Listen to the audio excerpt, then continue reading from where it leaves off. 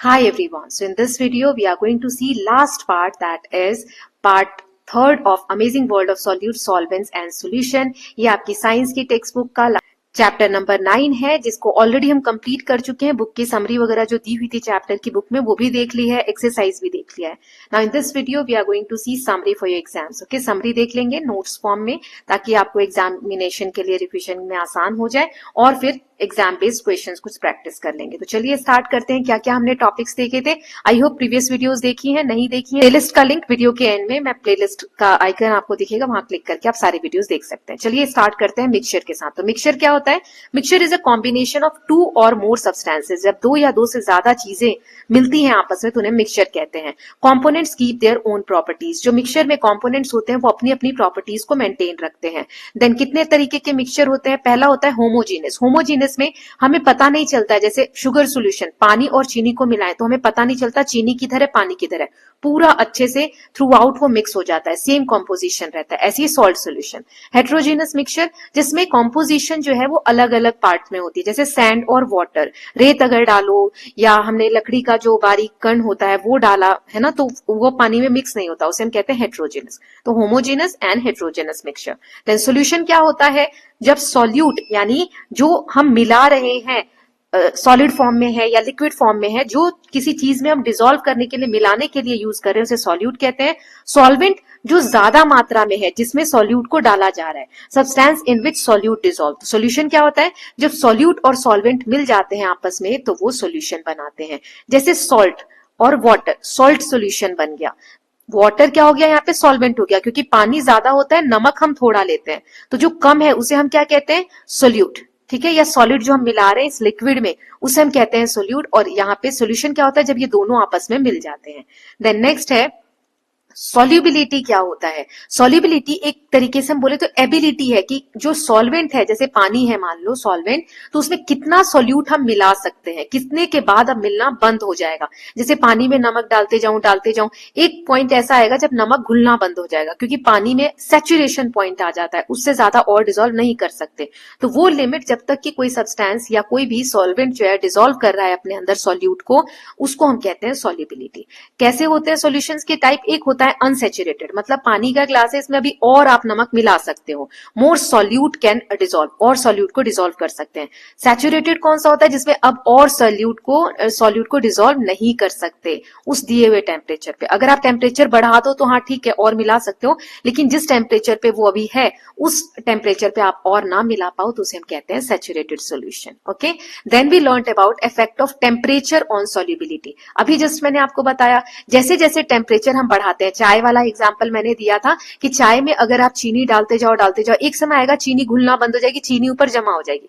लेकिन जब आप चाय को फिर से गर्म करने लगोगे, मतलब टेम्परेचर और बढ़ गया, तो चीनी उसमें घुल जाएगी, है ना। चाहे चाय बहुत मीठी हो जाए लेकिन उसमें चीनी जो है घुल जाएगी, तो सॉल्युबिलिटी बढ़ जाती है ना। सॉल्युबिलिटी डिक्रीज हो जाती है अगर टेम्परेचर कम होता है तो। टेम्परेचर चाय ठंडी होती जा रही है तो उसके अंदर चीनी अब नहीं घुल रही है, मतलब सॉल्युबिलिटी कम हो गई है, right.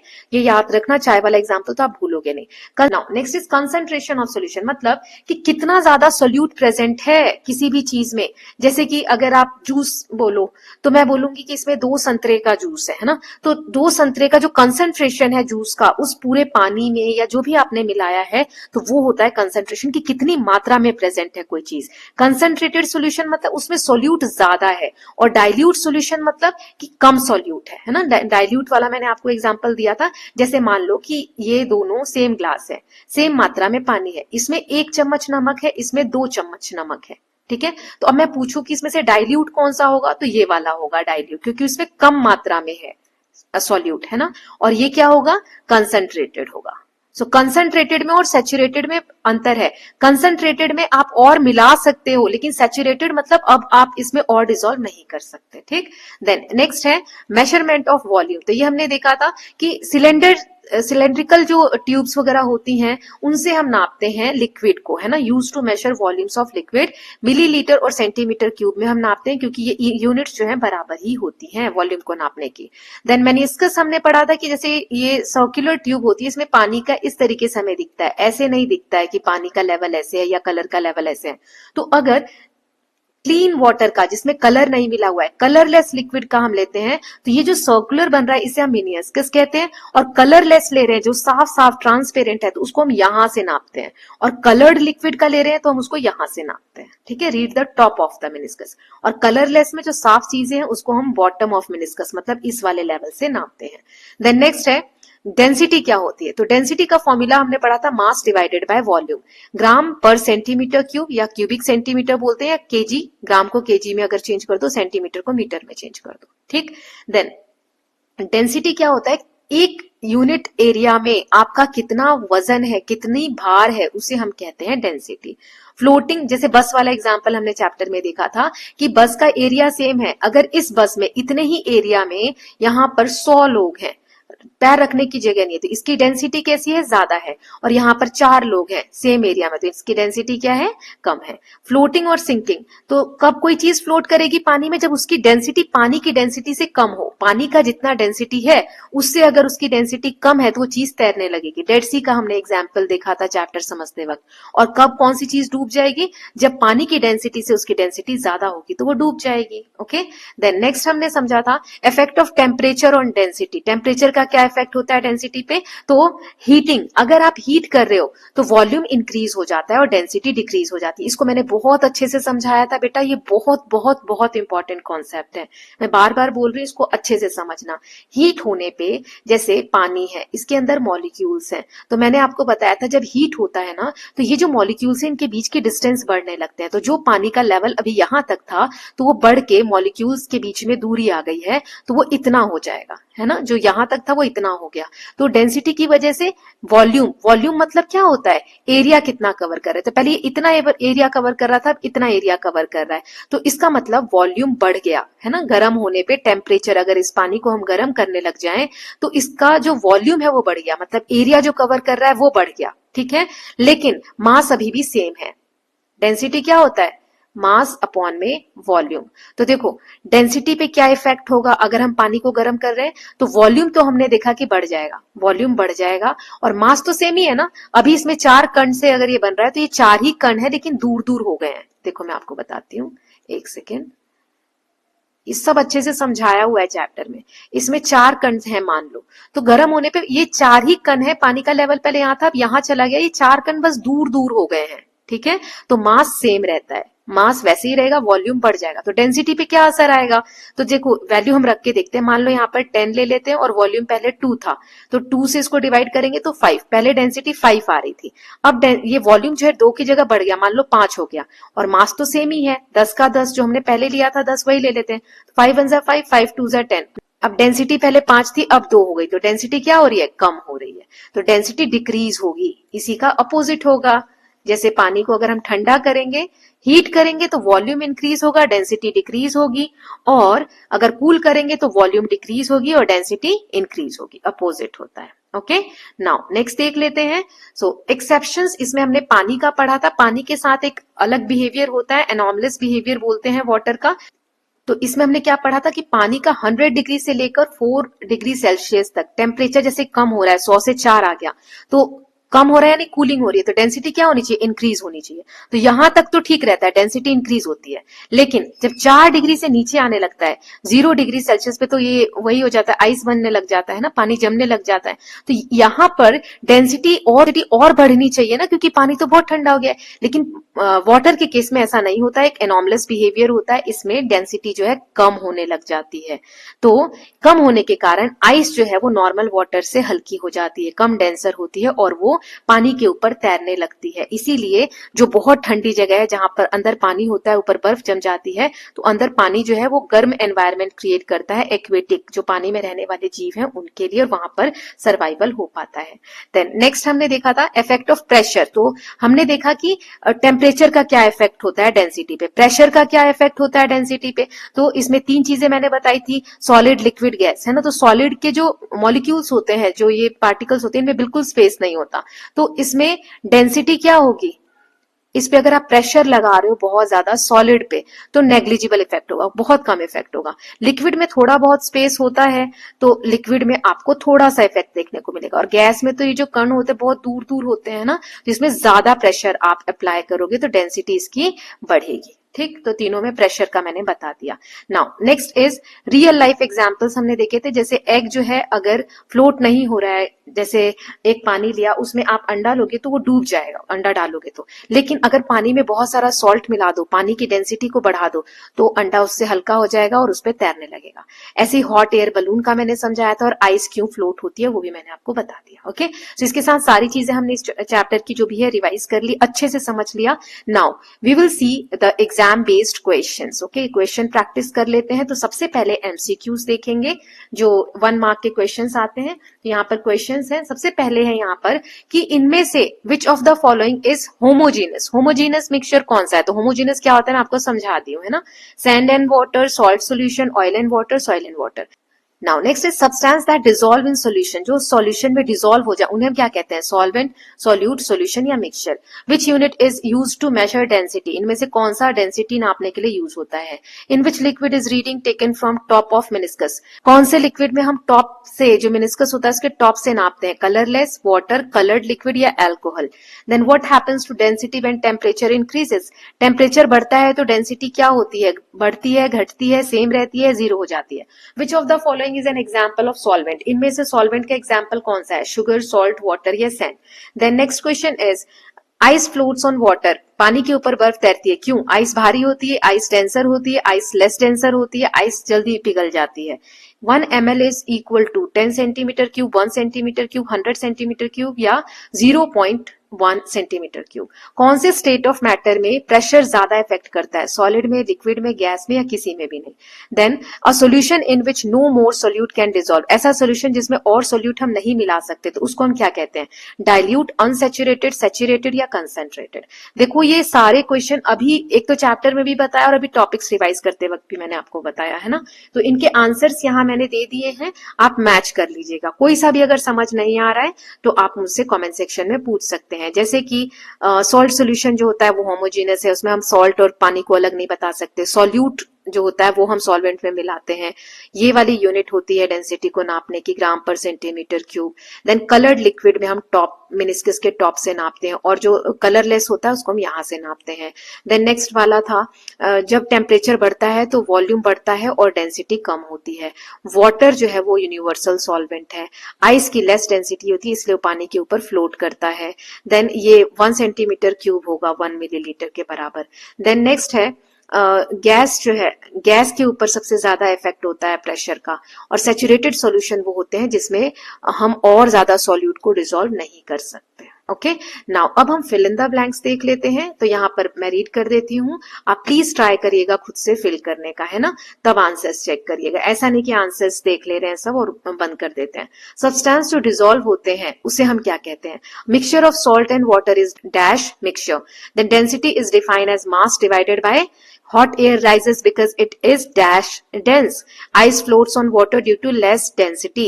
The curved surface of liquid in a cylinder is called 1 ml is equal to dash centimeter cube. Adding salt to water increases its, water में salt बढ़ाओगे तो क्या होता है, क्या इंक्रीज होता है? Gases, in gases increase in pressure cause density to, density बढ़ती है कि घटती है? Maximum density of water is at, किस टेम्परेचर पे पानी की डेंसिटी सबसे ज्यादा होती है? तो इनके आंसर्स यहाँ मैंने लिख दिए हैं 10 के। सो सब्सटेंस दैट डिसॉल्व, जो डिसॉल्व होते हैं उन्हें सॉल्यूट कहते हैं, जिसमें डिसॉल्व होते हैं उन्हें हम सॉल्वेंट कहते हैं। सॉल्ट और वाटर का जो मिक्सचर है वो होमोजीनस है। डेंसिटी क्या होती है? मास divided by volume. Hot air rise होता है क्योंकि वो लेस डेंस होता है। आइस फ्लोट होती है क्योंकि डेंसिटी लोअर होती है। कर्व्ड सरफेस जो लिक्विड का होता है उसे मेनिस्कस बोलते हैं। 1 ml is equal to 1 centimetre cube. Salt पानी में मिलाओगे तो डेंसिटी जो है वो इंक्रीज होती है। गैसेस में प्रेशर अप्लाई करने पे डेंसिटी बढ़ती है, और मैक्सिमम डेंसिटी पानी की 4 डिग्री सेल्सियस पे होती है। इसके नीचे डेंसिटी जो है वो कम होने लग जाती है, इसीलिए बर्फ जो है पिघलती है, बर्फ जो है ऊपर तैरने लगती है। शॉर्ट क्वेश्चन आंसर्स यहाँ पे 10 है, आप एक एक करके देखेंगे और इनके आंसर्स देख लेते हैं। सो define solute and solvent with example. Solute क्या होते हैं? That substance that dissolve in solution, जैसे शुगर या सॉल्ट। सॉल्वेंट क्या होता है? जिसमें सॉल्यूट को डिसॉल्व किया जाता है, जैसे वाटर। टुगेदर इन दोनों को मिलाकर क्या बनता है? Solution. What is saturated solution? Saturated solution क्या होता है? It is a solution in which no more dilute can dissolve at particular temperature. कोई एक्स्ट्रा आप सॉल्यूट ऐड करोगे तो वो अनडिसॉल्व रह जाएगा। Then third is write the formula of density and its unit. तो फॉर्मूला होता है मास डिवाइडेड बाय वॉल्यूम और इसकी यूनिट होती है ग्राम पर सेंटीमीटर क्यूब या केजी पर मीटर क्यूब। होमोजीनियस हेट्रोजीनियस क्या होता है? तो होमोजीनियस मिक्सचर जिसमें कंपोनेंट्स इवनली डिस्ट्रीब्यूट होते हैं, जैसे सॉल्ट सॉल्यूशन। हेट्रोजीनियस जिसमें नॉट इवनली डिस्ट्रीब्यूट होते हैं, जैसे सैंड एंड वाटर, इसमें अलग अलग रहते हैं। Then why does an egg sink in plain water? Plain पानी में एग क्यों डूब जाता है? क्योंकि प्लेन वाटर की जो डेंसिटी है वो कम होती है एग के कंपैरिजन में। An egg sinks in plain water because the density of egg is greater than density of water. Object sinks when their density is more than liquid. Meniscus क्या होता है? कर्व्ड सरफेस, जो liquid को जब हम major करते हैं cylindrical shape में, तब जो सर्कुलर शेप बनता है उसे कहते हैं। फॉर कलरलेस लिक्विड इसकी रीडिंग हम बॉटम से लेते हैं। देन नेक्स्ट है why do hot air balloon rise up? Hot air balloon इसलिए राइज होता है क्योंकि ये लेस डेंस होता है उसके सराउंडिंग में जो कोल्ड एयर है उससे। Due to lower density hot air moves upward. दो फैक्टर्स बताने हैं अफेक्टिंग सॉल्युबिलिटी। अगर टेम्परेचर पे डिपेंड करता है सॉल्युबिलिटी। अगर टेम्परेचर बढ़ाएंगे तो और उसमें हम सोल्यूट मिलाते जाएंगे, है ना, जैसे चाय वाला एग्जांपल याद करना। Then nature of solute and solvent, किस तरीके का नेचर है उस पे भी सोल्युबिलिटी डिपेंड करती है। देन 9th क्वेश्चन है why is 100 ml measuring cylinder prefer to accurate measurement? 100 ml को हम एक्यूरेट मेजरमेंट सिलेंडर के फॉर्म में क्यों यूज करते हैं? Because it has smaller division. इसमें छोटे छोटे माइन्यूट डिविजन होते हैं जिससे कि हम थोड़ी सी भी चीज को अगर नापना चाहें तो प्रिसीशन से बिल्कुल एक्यूरेटली हम नाप सकते हैं as compare to larger cylinder. What happened to density when a substance is cooled? अगर सब्सटेंस ठंडा हो रहा है, टेम्परेचर कम हो रहा है, तो डेंसिटी क्या होगी? सब्सटेंस कम होता है तो पार्टिकल्स पास पास आने लगते हैं। मैंने बताया ना, पानी है उसके पार्टिकल्स अभी ऐसे हैं, जब उसको गर्म करोगे तो पार्टिकल्स दूर दूर जाएंगे, तो ठंडा करोगे तो क्या होगा? पार्टिकल्स पास पास आ जाएंगे फिर से, है ना। सो वॉल्यूम इसका कम होगा। पहले अभी जब बढ़ा था तो वॉल्यूम इतना था, फिर कम हो जाएगा तो वॉल्यूम कम हो जाएगा और डेंसिटी इसकी बढ़ जाएगी। अभी मैंने एग्जाम्पल से भी बताया। नाउ लॉन्ग क्वेश्चन आंसर्स देख लेते हैं। 10 है ये भी। यहाँ पर मैंने क्वेश्चन और आंसर दोनों ले लिए हैं। देखो 4-4 पॉइंट्स, 5-5 पॉइंट्स मैंने दे दिए हैं। जो पॉइंट्स आपको याद हो वो आप लिख सकते हैं, ठीक है। तो डिफरेंस बताना है सैचुरेटेड और अनसैचुरेटेड में। इसको आप ऐसे डिविजन लाइन बना के एक तरफ सैचुरेटेड एक तरफ अनसैचुरेटेड करके भी लिख सकते हो। अनसैचुरेटेड में लिखोगे in which more solute can dissolve. Saturated में लिखोगे जिसमें no more solutes can dissolve at given temperature.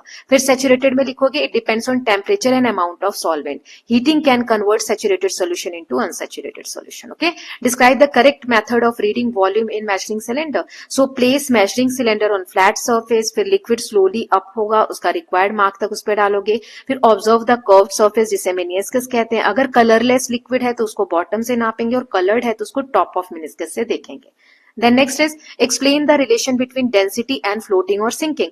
अगर डेंसिटी जो है डिटरमाइन करती है कोई ऑब्जेक्ट फ्लोट करेगा या सिंक करेगा। अगर डेंसिटी ज्यादा है तो पानी से अगर ज्यादा है तो सिंक करेगा, अगर डेंसिटी पानी से कम है तो फ्लोट करेगा। जैसे स्टोन, पत्थर जो है पानी में डूब जाता है, आइस जो है वो फ्लोट करता है। हमें एक्सप्लेन करना है टेम्परेचर का effect on solubility of solids in water.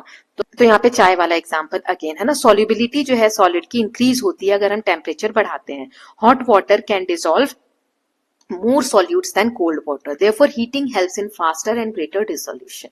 Then next है describe how to find volume of irregular object. हमने देखा था जैसे रेगुलर शेप का कुछ है तो हाइट वॉल्यूम हम निकाल लेते हैं length into height into width करके, लेकिन इरेगुलर मान लो कोई पत्थर है तो उसको कैसे करते हैं? उसको में धागा बांध के हम एक लिक्विड में इमर्स करते हैं, उसे डुबाते हैं। जितना पानी ऊपर उठता है उतना ही वॉल्यूम उस पत्थर का होता है। तो हम एक वाटर मेजरिंग सिलेंडर लेते हैं, फिर ऑब्जेक्ट को उसके अंदर डालते हैं।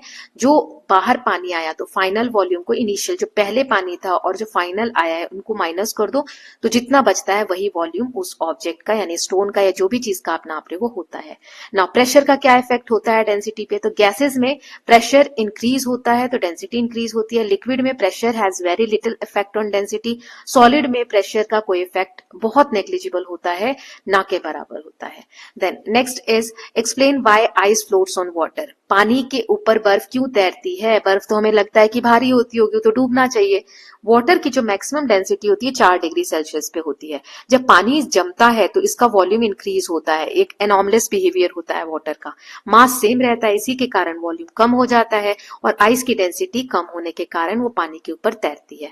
Now write an experiment to show salt water is denser than plain water. तो इसमें आप वो अंडे वाला एग्जाम्पल ले सकते हो, है ना। हमें बताना है कि जो प्लेन वाटर है उसकी डेंसिटी कम होती है सॉल्ट वाटर से। 2 glass low, 1 with plain water and 1 with salt water. आप ऐसे बना सकते हैं इसमें इमेज, है ना। और इसमें एग डालो दोनों में, तो प्लेन वाटर में एग जो है वो सिंक हो जाएगा, लेकिन सॉल्ट वाटर में एग जो है फ्लोट करेगा। ये प्रूव करता है कि सॉल्ट वाटर की डेंसिटी हायर है। देन 9th क्वेश्चन है, हमें इफेक्ट बताना है टेम्परेचर का डेंसिटी के ऊपर एग्जाम्पल के साथ। तो हीटिंग इंक्रीज करती है वॉल्यूम को और डेंसिटी को डिक्रीज करती है, कूलिंग डिक्रीज करती है वॉल्यूम को और इंक्रीज करती है डेंसिटी को। Example, hot air rises, cold air sinks. Now describe formation of solution. So when a solute is added to solvent, जब solvent के अंदर solute को add करते हैं, particles mix होते हैं यूनिफॉर्मली, सारे तरफ एक जैसे mix होते हैं। solute dissolves and form a homogeneous mixture, जैसे sugar dissolving in water forms sugar solution. Okay, so with this students we are done with the practice question. I hope all of you have enjoyed it. तो इसके साथ हमने chapter number 9 cover कर लिया है। Next video में मैं chapter number 8 करने वाली हूँ, nature of matter, element, compounds and mixture. Okay, we'll meet very soon. Till then, please take care of yourself, keep learning, keep revising, and don't forget to subscribe the channel for more such videos. Thank you so much.